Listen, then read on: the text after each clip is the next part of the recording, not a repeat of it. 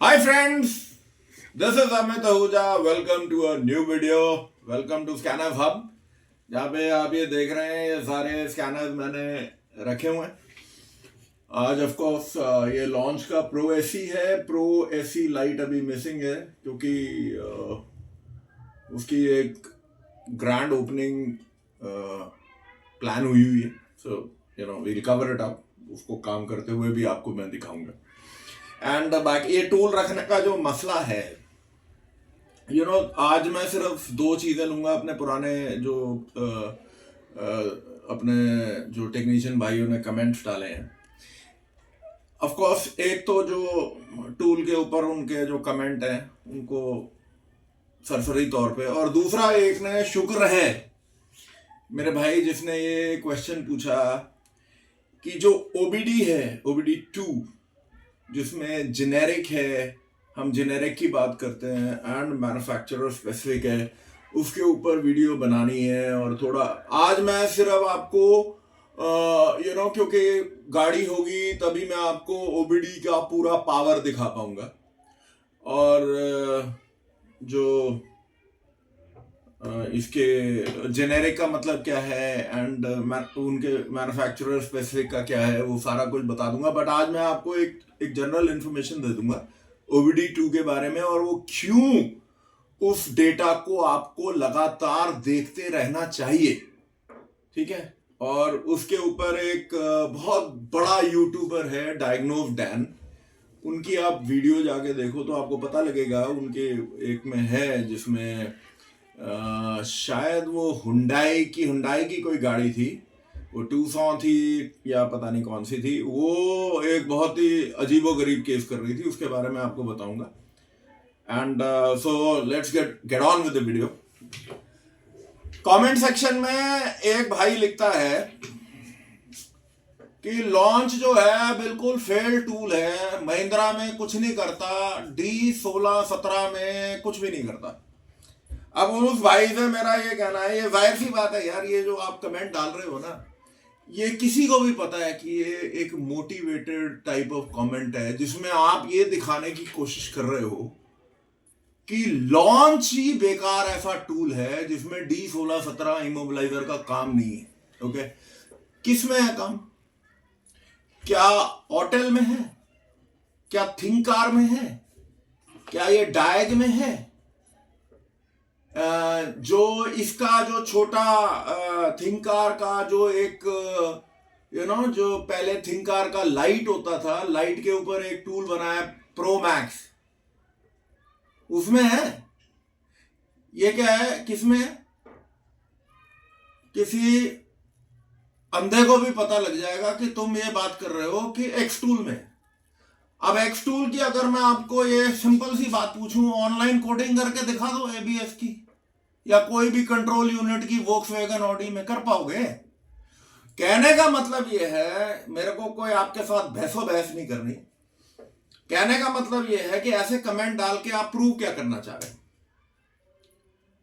भाई. बात ये है, मैं अमित आहूजा एक डीलर हूं, लॉन्च का भी हूं, बाकियों का भी हूं. मैंने हर बार ये बोला है कि जो टूल आपको पसंद है वो आप लो. ये अपने जो आपकी शब्दावली है, ये जो इंटरप्रिटेशंस हैं, ये अपने पास ही रखो यार. काय को मतलब आप इसके बारे में सोच के और वो कर रहे हो. दूसरे एक भाई ने बोला कि लॉन्च का उनको जो मेरी समझ में आया, उन्होंने कहा भाई सबसे बड़ा फेल टूल है 919 मैक्स. उससे भी वो लोग, फिर उनका कहना ये है कि वो जो MCAT का जो लॉन्च है V5, वो एक फेलियर टूल है. और शायद वो ये बोल रहे हैं कि प्रो लाइट जो है लॉन्च प्रो एसी लाइट, वो एक अच्छा टूल है. भाई साहब बात ये है, किसी भी हमारे जो कंपटीटर है उसके बारे में मैं कुछ भी कमेंट नहीं करूंगा, क्योंकि बात ये है जो 919 मैक्स है वो भी लॉन्च का ही प्रोडक्ट है, और जो V5 है वो भी लॉन्च का प्रोडक्ट है, और जो प्रो लाइट एसी है, मतलब प्रो एसी लाइट, वो भी लॉन्च का प्रोडक्ट है। तो मैं क्या बोलूँ कि ये अच्छा है ये बुरा है, ऐसा कुछ नहीं है यार। बात ये है आपका मेरे ख्याल से कहीं ना कहीं चाहे वो प्राइस को लेके रहा हो या किसी भी बात के रहा हो, कि आपका जो एक्सपीरियंस है वो कुछ बहुत सुहाना नहीं रहा, जाहिर सी बात है। तो दैट इज वन थिंग। तो अब देखो, लाइक आई सेड, हर एक के अपने चॉइसेस हैं, आप वो करो। क्योंकि आपको ये चारों टूल दिखाने का मकसद सिर्फ इतना है अभी जो है, कि भाई जो चीज ऑटल करता है वो जरूरी नहीं है थिंक कार करे, जो थिंक कार करता है वो जरूरी नहीं है कि आपका लॉन्च करे, और जो ये तीनों नहीं करते, कोई बड़ी बात नहीं है कि वो डोंगल कर ले, और जो डोंगल नहीं कर पाता वो तीनों टूल कर ले।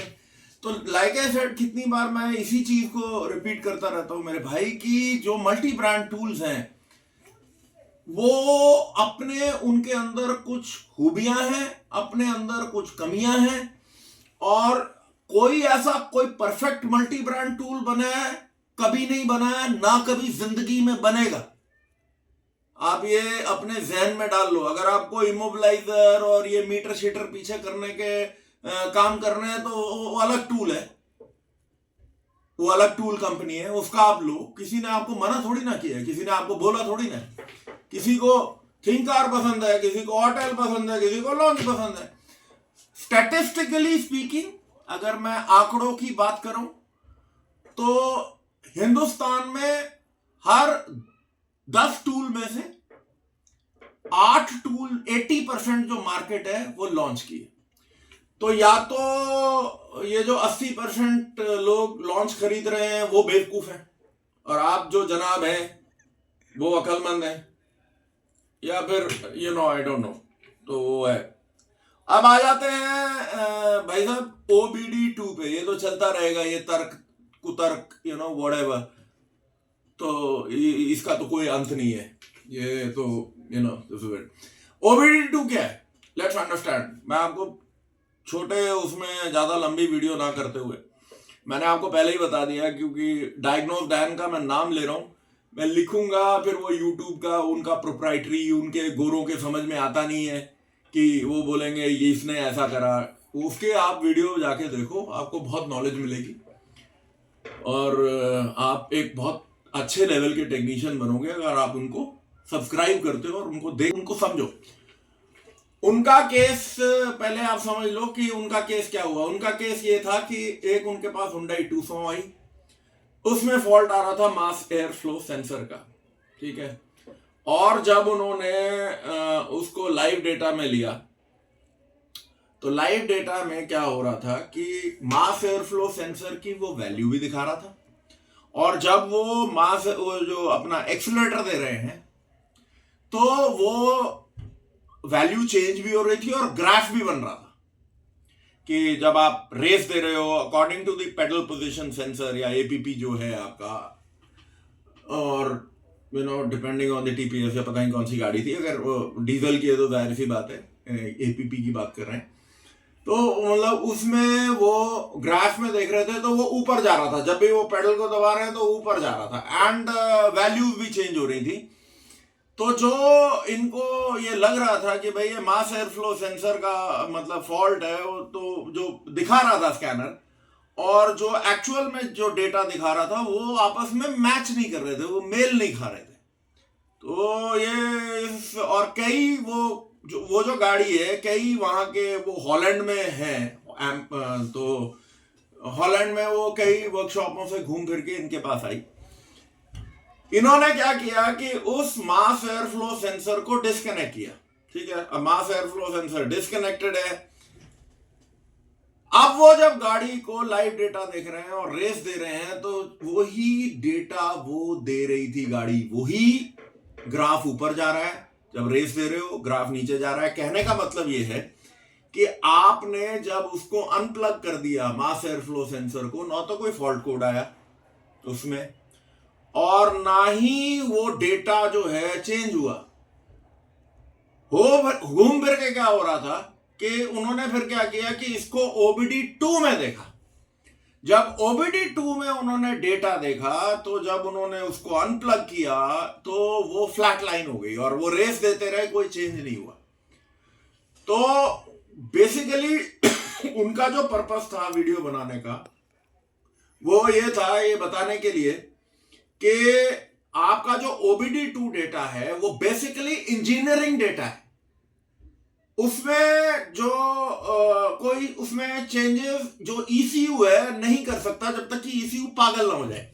आज की डेट में एक बहुत बड़ी समस्या है कि जो आपका गाड़ी का ECU है वो डेटा अपने आप मैन्युफैक्चर कर देता है।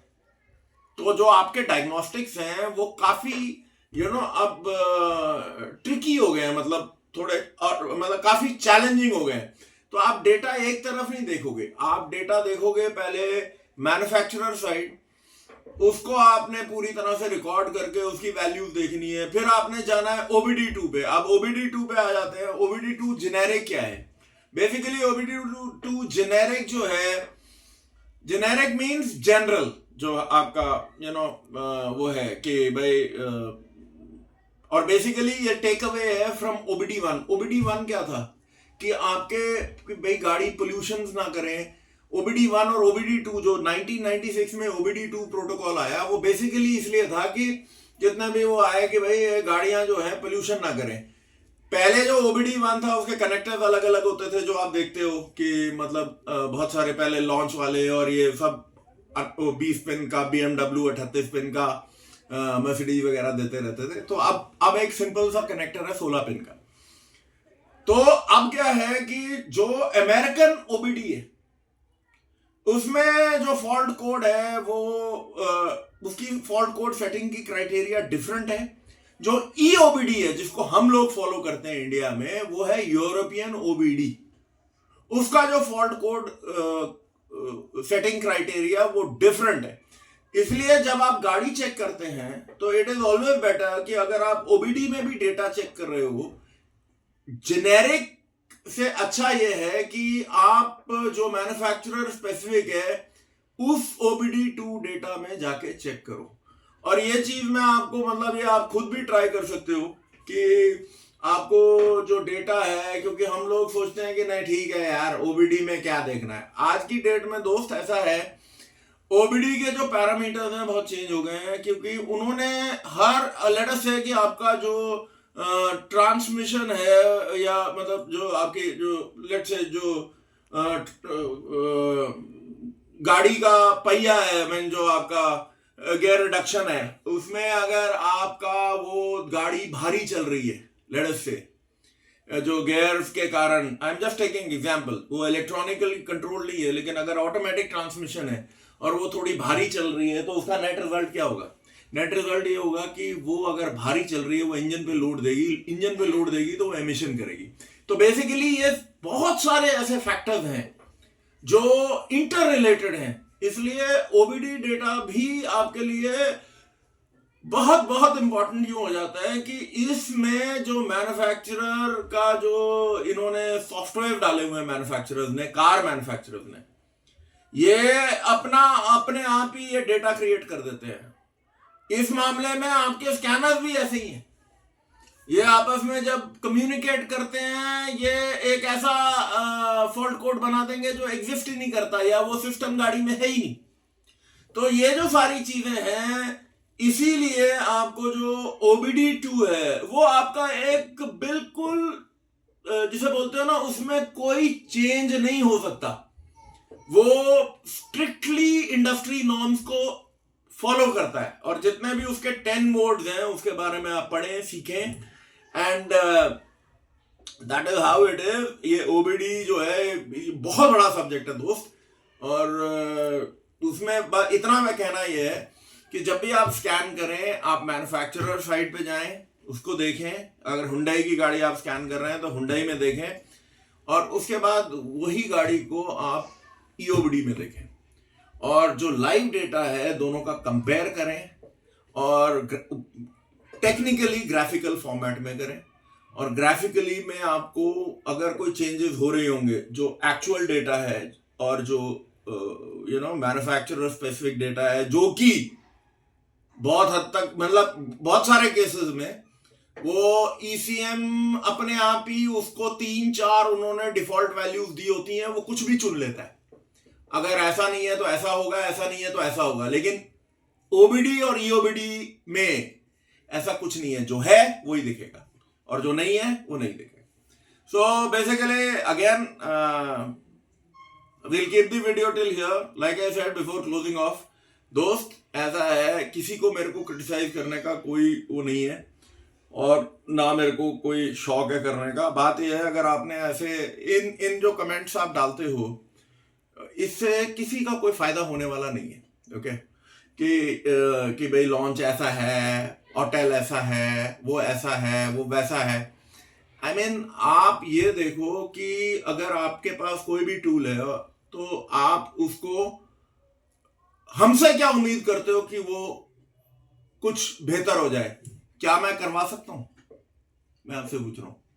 मैं आपसे तब करा सकता हूं जैसे अगर मैं किसी कंपनी का एक डीलर हूं और उसमें मेरे को जिम्मा दिया गया है कि भाई लॉग फाइल वगैरह क्रिएट करके दी जाएं. और आपको जाने से पहले एक और बात बता दूं, आपको शायद किसी को नहीं मालूम है और कोई बताएगा भी नहीं. बात यह है, पिछले 1.5-2 साल से चाइनीज इंजीनियर्स को इंडियन गवर्नमेंट वीजा नहीं दे रही दोस्त. इसलिए बहुत सारी ऐसी चीजें हैं, हजारों लाखों ऐसी चीजें हैं जो हम कराना चाहते हैं लेकिन हम करवा नहीं पा रहे. अब जैसे इसमें क्या हो रहा है कि जो सबसे एक तरीका ढूंढा गया था वाया मीडिया, वो ये था कि भाई नेपाल जाके इन गाड़ियों की टेस्टिंग करा दो. प्रतीक भी टेक्नोमैटिक्स वाले event there, Prateek went there, बाकी लोग भी जाते हैं करते हैं, लेकिन आप कितनी गाड़ियां नेपाल ले जाओगे?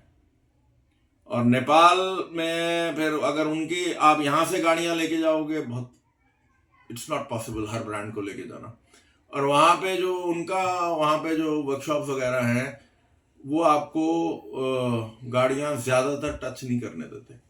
तो बेसिकली अभी क्या है, एक ऐसा टाइम है जिसमें कि जितना हर कंपनी कर रही है पॉसिबल, मैं ये नहीं कह रहा कोई ज़्यादा कर रही है कम कर रही है, हर एक का अपना मार्केट में माल बेचने का तरीका है. किसी का माल सिर्फ इमोबिलाइजर और मीटर पे बिकता है, किसी का माल डायग्नोस्टिक्स पे बिकता है, किसी का प्रोग्रामिंग पे बिकता है. तो हर एक के अपने स्ट्रेंथ हैं और हर एक के मल्टी ब्रांड के अंदर वीकनेस है. तो आप जब कमेंट पोस्ट करें तो ये इस चीज को मद्देनजर रखते हुए कमेंट को पोस्ट करें. एंड वो एक कंस्ट्रक्टिव कमेंट जो है वो हर बार अप्रिशिएट होंगे. तो we'll keep the video till here and till we meet again with a new video. This is Amit Ahuja. Take care. Bye bye.